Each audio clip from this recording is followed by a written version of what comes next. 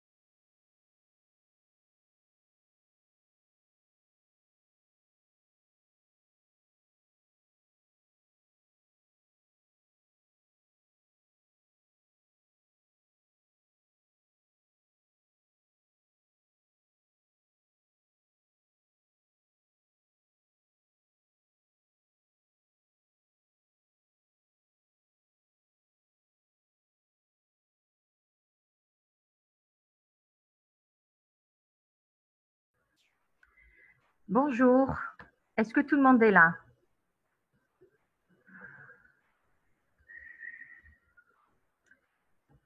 Bien, alors, nous entamons aujourd'hui le deuxième cours d'autologie et on va voir aujourd'hui, après la pathologie infectieuse aiguë de l'oreille, on va voir aujourd'hui ensemble les otites chroniques. Alors, parmi les otites chroniques les plus fréquentes, nous avons l'otite séromuqueuse. C'est une entité qui est très fréquente, se voit surtout chez l'enfant en âge préscolaire, en règle bilatérale, et elle constitue la première cause de surdité chez l'enfant. Bien, alors, comme définition, il s'agit de la présence derrière un tympan intact d'un épanchement de viscosité variable, mais surtout non purulent, et ce, pendant plus de 3 mois. Excusez-moi. Alors, on va réduire encore plus. Est-ce que le son est bon aujourd'hui? Okay. Oui, ok, on continue alors.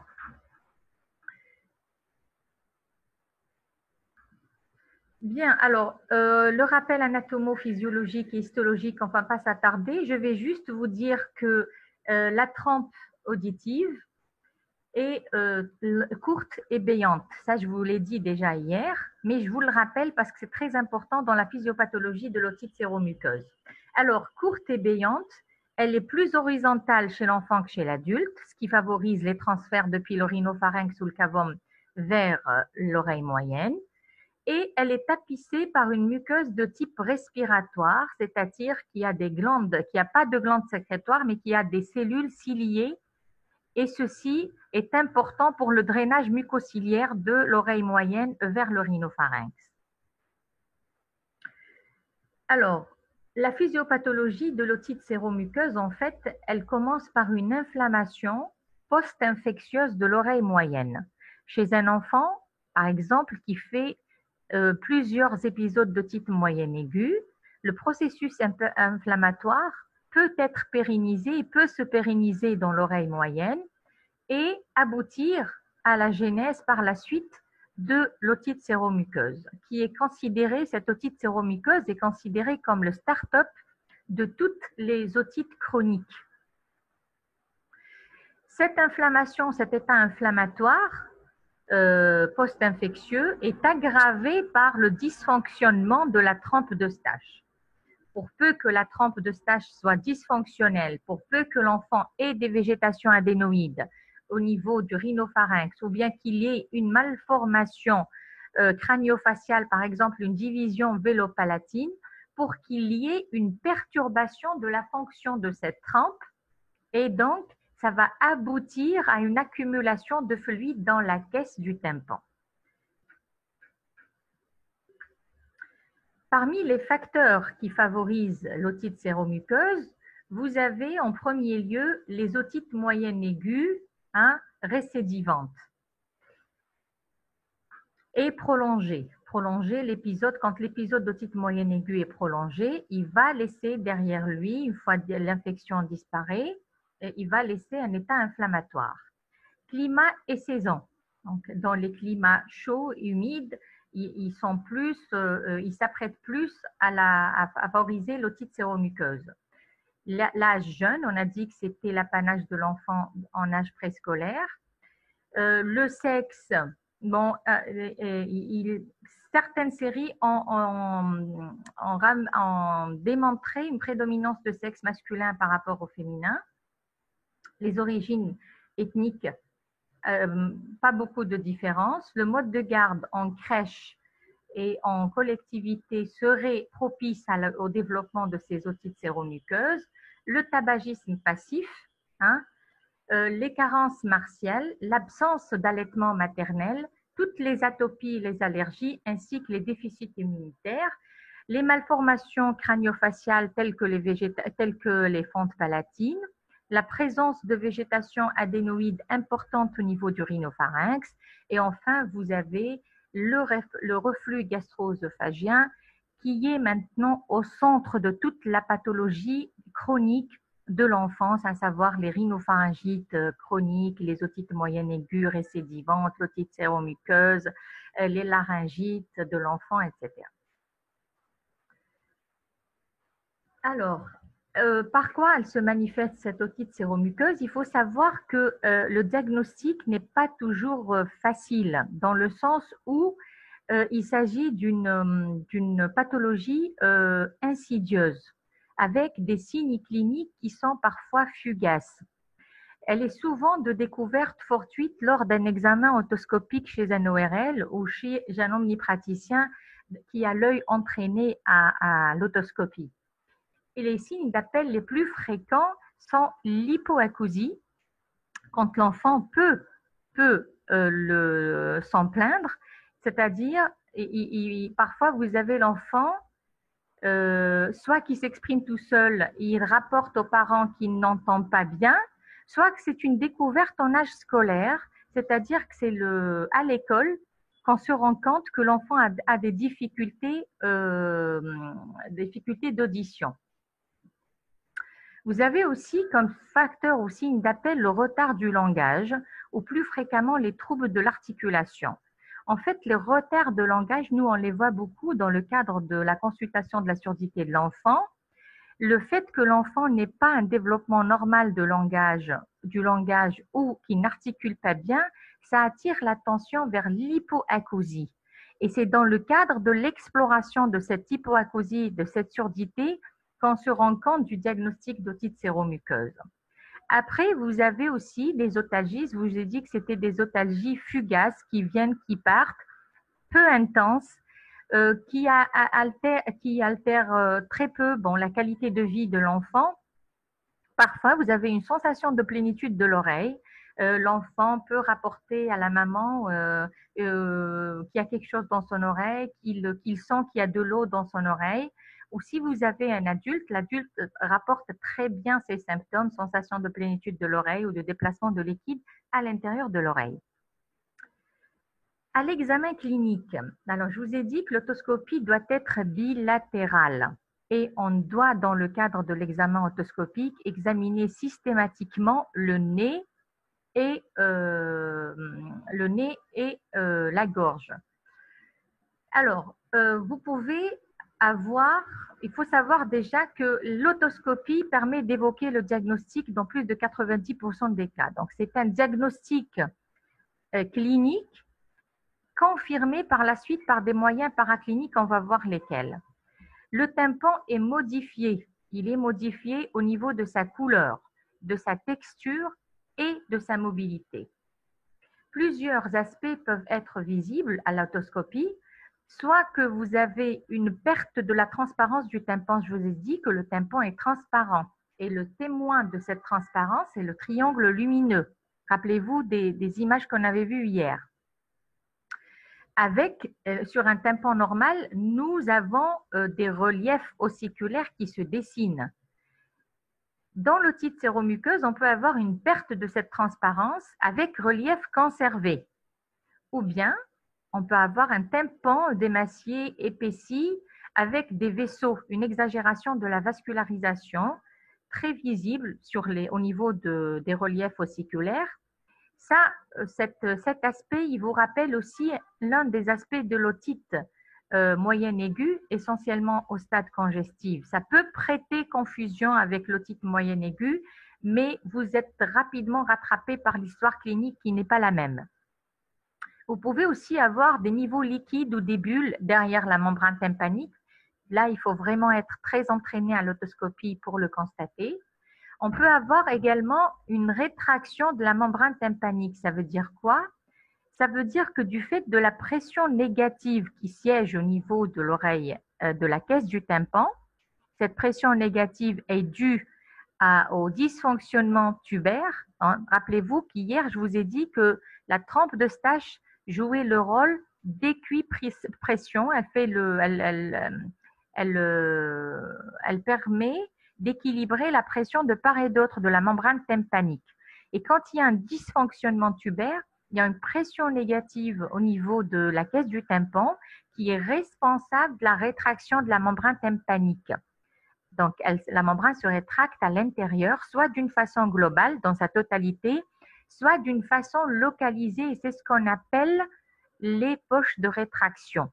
Donc, une poche de rétraction est une rétraction localisée de la membrane tympanique qui est fragilisée, amincie à ce niveau-là. Enfin, vous pouvez également avoir un aspect de tympan bleu. Alors, cette otoscopie, on peut la continuer et la perfectionner grâce à ce qu'on appelle l'otoscope pneumatique. C'est ce que vous voyez là sur l'image. Vous voyez une poire. Et puis, ça, c'est un otoscope avec un spéculum au bout. Ici, on peut voir les images sur un miroir. Et puis là, on peut insuffler de l'air. Et l'insufflation de cet air dans le conduit auditif externe fait normalement bouger la membrane tympanique. La diminution de la mobilité du tympan à l'examen au spéculum pneumatique ou l'absence de cette mobilité signifie qu'il y a du liquide dans la caisse du tympan, donc c'est-à-dire derrière la membrane tympanique, et c'est en faveur effectivement de l'otite séromuqueuse. Bien, voici quelques images qui peuvent correspondre ou qui correspondent à l'otite séromuqueuse. Vous avez ici une membrane tympanique, c'est une oreille droite. Vous voyez un petit peu ce qui reste du triangle lumineux. Hein. Vous avez un tympan qui est épaissi, qui est rouge, congestif dans sa totalité, avec effacement des reliefs. Sur la deuxième image, vous avez ici persistance des reliefs. Vous avez le manche du marteau, la courte apophyse de l'enclume, avec un aspect niveau liquide ici. Est-ce que vous le voyez? Hein? Vous voyez le niveau liquide ici sur l'image d'otoscopie, la deuxième?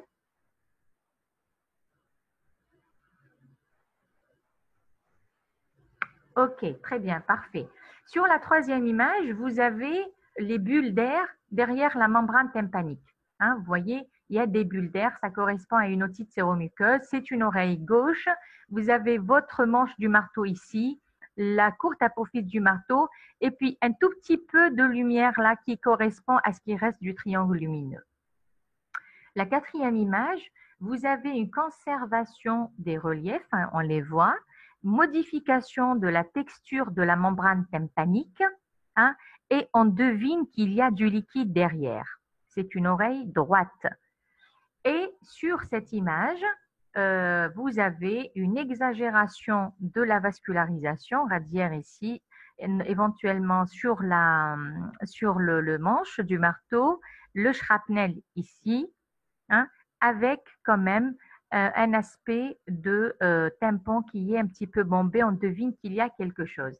Alors, sur cette image, la dernière, est-ce qu'il s'agit d'une oreille droite ou gauche pour vous? Allez, 1 minute. Une oreille droite ou gauche? Quelqu'un se jette à l'eau pour répondre? Gauche. Pourquoi? Droite. Pourquoi? Droite, droite. Droite. Pourquoi?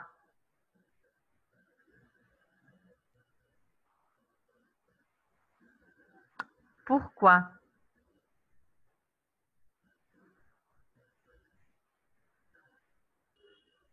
Le triangle lumineux est à droite. Triangle lumineux. Alors, Inès Bardi. Bonne réponse, Inès. Alors, vous avez deux choses. Vous avez ce triangle lumineux, hein, qui est toujours dirigé en avant, et vous avez le manche du marteau qui est en bas et en arrière, mais la direction effectivement du manche peut être perturbée par des phénomènes de rétraction. Bien, on continue.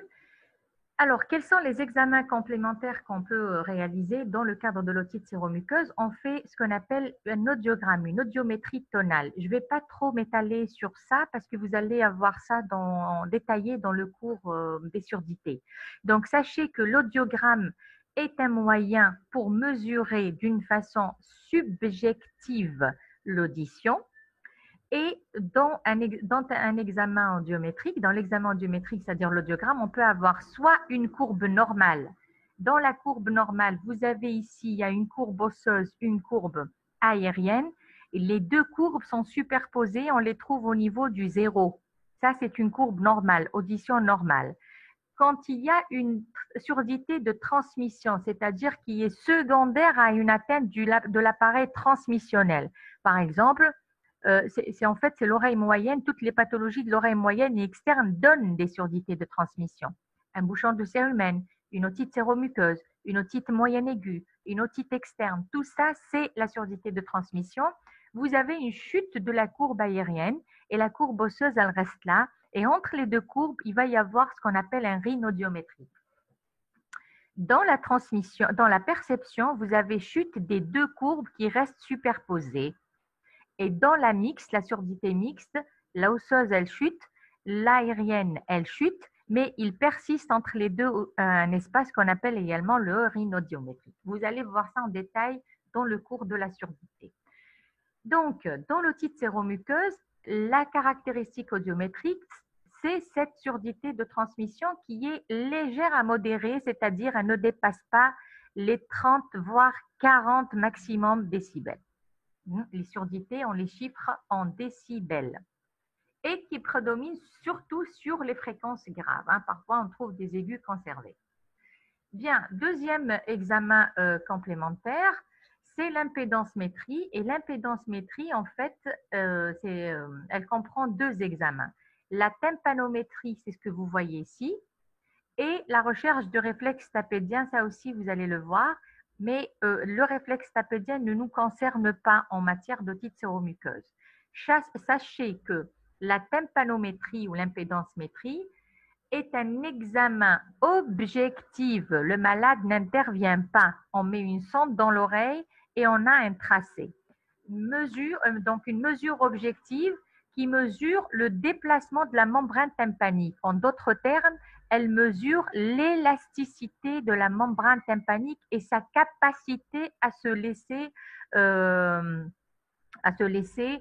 bouger et emporté par le mouvement d'air dans le conduit auditif externe. Et dans l'état normal, on a une courbe de type A, c'est-à-dire ça ressemble à un toit de pagode, voilà, une courbe en toit de pagode, centrée sur le zéro, étendue entre moins 200 mm d'eau et plus 200 mm d'eau, et dont l'amplitude varie de 4 à 10. D'accord? Ça, c'est l'état normal.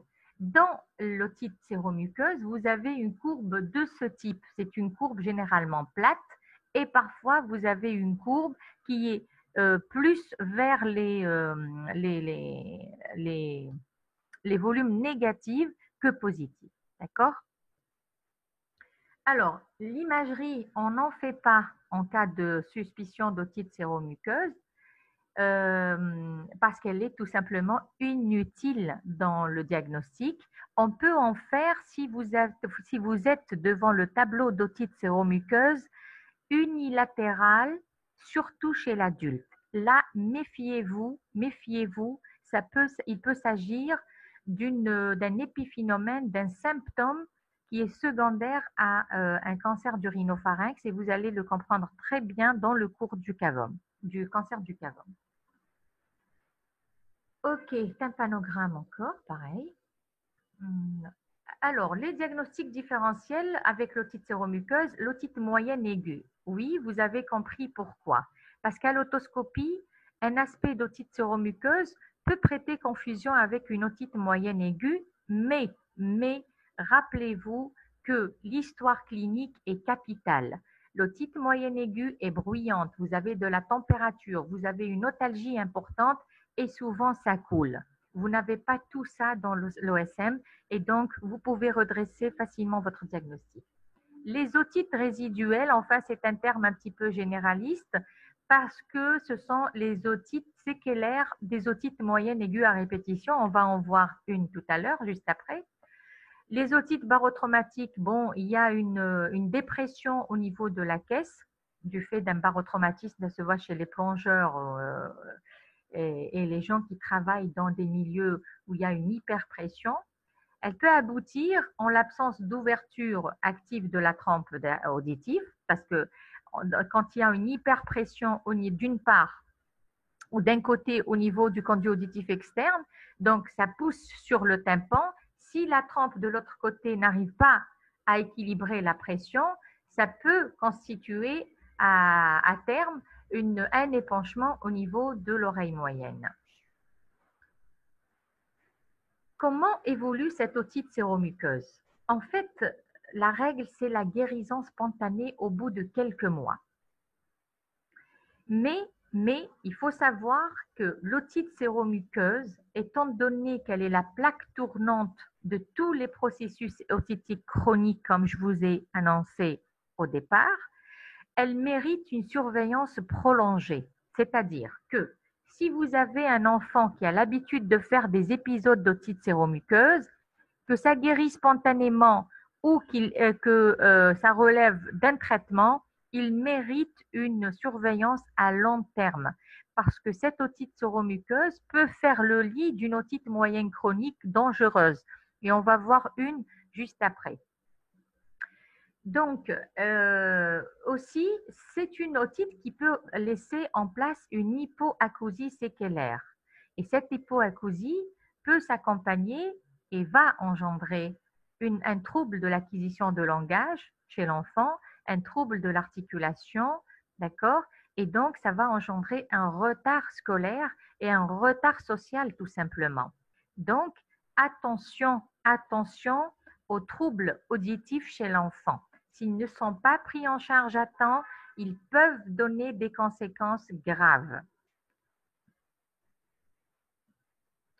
Est-ce que cette otite peut se compliquer? Oui. La première complication, c'est le retard du langage. Après, on peut avoir des séquelles anatomiques comme la myringosclérose, c'est-à-dire c'est le dépôt de plaques de calcaire sur la membrane tympanique. On peut aussi avoir une atrophie de la membrane tympanique. Donc, c'est une membrane tympanique qui reste fragile et atrophiée et elle peut constituer le lit d'autres processus otitiques chroniques. Elle peut aussi laisser en place des perforations séquelaires, surtout lorsqu'on place l'aérateur transtympanique. On va le voir dans le traitement. Et après l'ablation de l'aérateur, il peut persister à la place de l'aérateur une perforation séquelaire. Elle peut aussi faire le lit de l'otite muqueuse à tympan ouvert, on va la voir juste après, d'atélectasie, de poche de rétraction, je vous en ai parlé, ou bien de cholestéatome, qui est une otite moyenne dangereuse de par les caractéristiques anatomopathologiques de cette otite. On peut également avoir, mais c'est rare, des complications vestibulaires à type de labyrinthite, qui se manifestent essentiellement par des troubles de l'équilibre, voire un vertige. Le traitement, en fait, le but du traitement, c'est lutter contre l'épanchement de la caisse. Donc, faire en sorte que cet épanchement se résorbe. Rétablir l'aération de la caisse et donc la perméabilité tubaire et éviter bien entendu les récidives. Quels sont les moyens? Alors, les médicaments n'ont pas fait leurs preuves. On a longtemps utilisé la corticothérapie PEROS, la corticothérapie intranasale, les antihistaminiques, les antibiotiques par voie générale, les mucolytiques, des adjuvants tels que les thérapeutiques soufrées, les insufflations tubaires, les rééducations tubaires, mais tous ces moyens n'ont pas fait l'objet de preuves euh, scientifiques bien établies. Elles sont utilisées à tort et à travers de façon différente par plusieurs auteurs, mais ne donnent pas tout le temps des résultats. Comme ça peut marcher sur un enfant et ça ne peut pas marcher sur l'autre. Alors, le traitement de l'otite séromuqueuse, quand elle arrive à terme des indications opératoires, c'est la chirurgie. Et la chirurgie, elle consiste soit en la parasynthèse, on l'a vu hier dans l'otite moyenne aiguë. Cette parasynthèse, longtemps utilisée, donc vous avez vu le principe, c'est quoi? C'est aller faire une petite perforation millimétrique au niveau de la membrane tympanique pour drainer ce qu'il y a derrière comme épanchement. Et on a remarqué qu'en faisant ça, la parasynthèse dans l'otite séromuqueuse, on a remarqué que cette parasynthèse, cette moucheture se refermait quelques heures après et le liquide se reformait. Bien, donc elle n'a pas prouvé son efficacité. Réaliser une adénoïdectomie, oui. Donc on va enlever les végétations adénoïdes chez un enfant qui a une hypertrophie des végétations adénoïdes, oui. Ça permet d'améliorer la ventilation, de détruire les biofilms bactériens, c'est-à-dire les germes qui colonisent les végétations adénoïdes et qui sont à l'origine souvent des otites séromuqueuses. Les biofilms aussi sont très à la mode dans tout ce qui est pérennisation des processus infectieux. Et enfin, vous avez le dernier moyen et le moyen le plus efficace, c'est la pose d'aérateur transtympanique, encore appelé yo-yo ou diabolo. C'est quoi ces aérateurs? Alors, ces aérateurs, ce sont des petites prothèses, je vais vous montrer, il y en a plusieurs formes, qui sont creusées, insérées dans la membrane tympanique et qui permettent l'aération de l'oreille moyenne, surtout l'aération et le drainage de la collection. Voici les quelques aérateurs tympaniques qu'on peut trouver dans le commerce. Vous avez ici les yo-yo ou bien les aérateurs de type Shepard, voilà à quoi ils ressemblent. Et vous avez en gros les T-tubes en forme de T. Les deux branches, ces deux branches-là, on les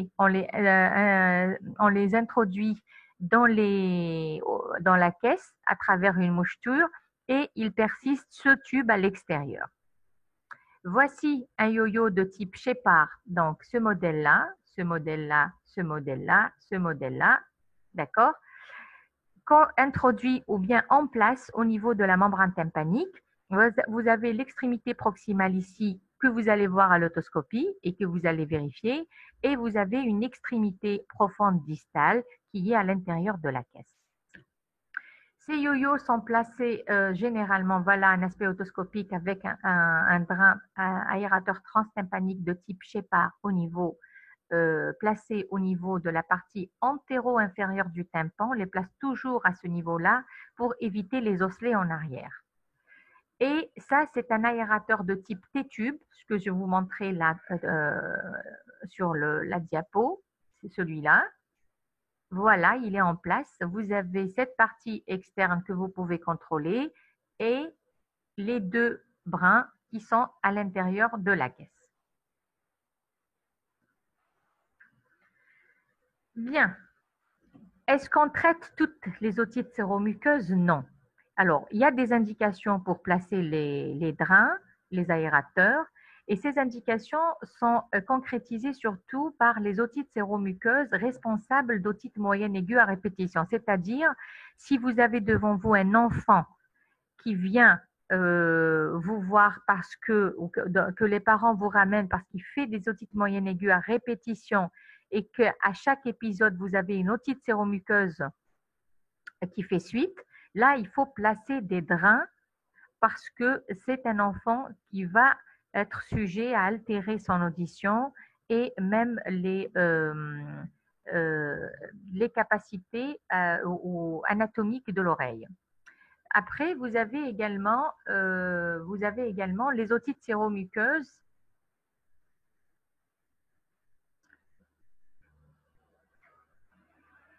Est-ce que le sang est bon? Le sang est toujours bon? Parce que moi, j'ai plus d'image là.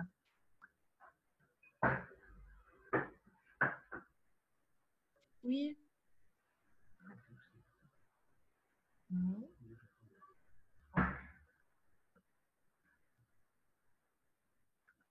Merci.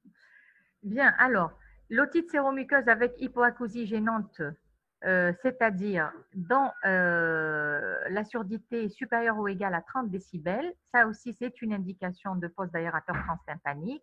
Et enfin, vous avez... Oui. Et enfin, vous avez également les rétractions du tympan, hein, toutes les rétractions du tympan qui posent aussi l'indication d'une pose d'aérateur transtympanique.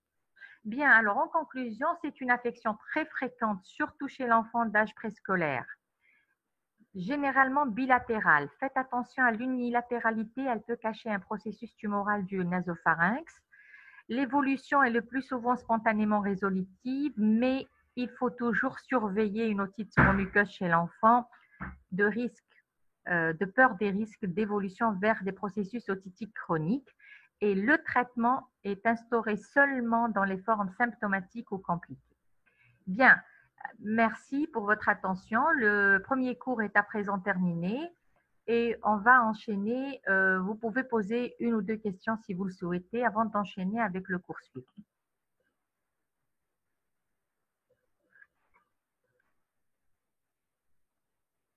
Bien, alors poche de rétraction, c'est quoi? Alors, poche de rétraction, je vous ai dit que c'est une rétraction, invagination de la membrane tympanique localisée. Et au niveau de cette poche de rétraction, la membrane tympanique est fragilisée. C'est ça la poche de rétraction. Est-ce qu'on commence par un traitement médical ou la chirurgie d'emblée? Alors, la chirurgie, il y a des indications. Surdité supérieure à 30 décibels, otite moyenne aiguë récidivante et rétraction tympanique. Dans les autres cas, je vous ai dit que le traitement médical n'a pas fait la preuve évidente. Hein, vous savez maintenant que la médecine est basée sur les preuves. Il n'y a pas de preuve évidente de son efficacité, mais on peut prescrire le traitement médical dans certaines situations, c'est au cas par cas.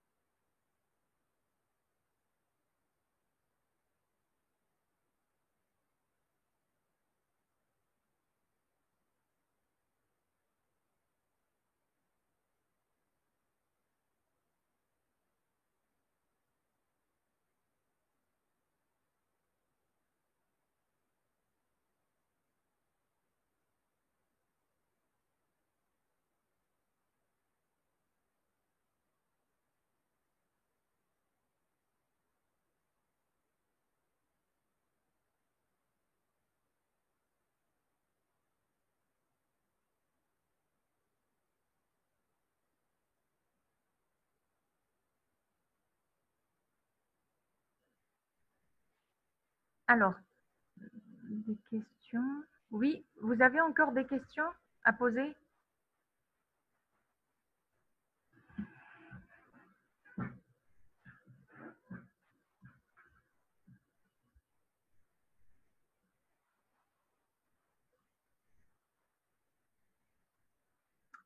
Bien, alors si vous n'avez pas de questions, on va enchaîner avec le deuxième cours.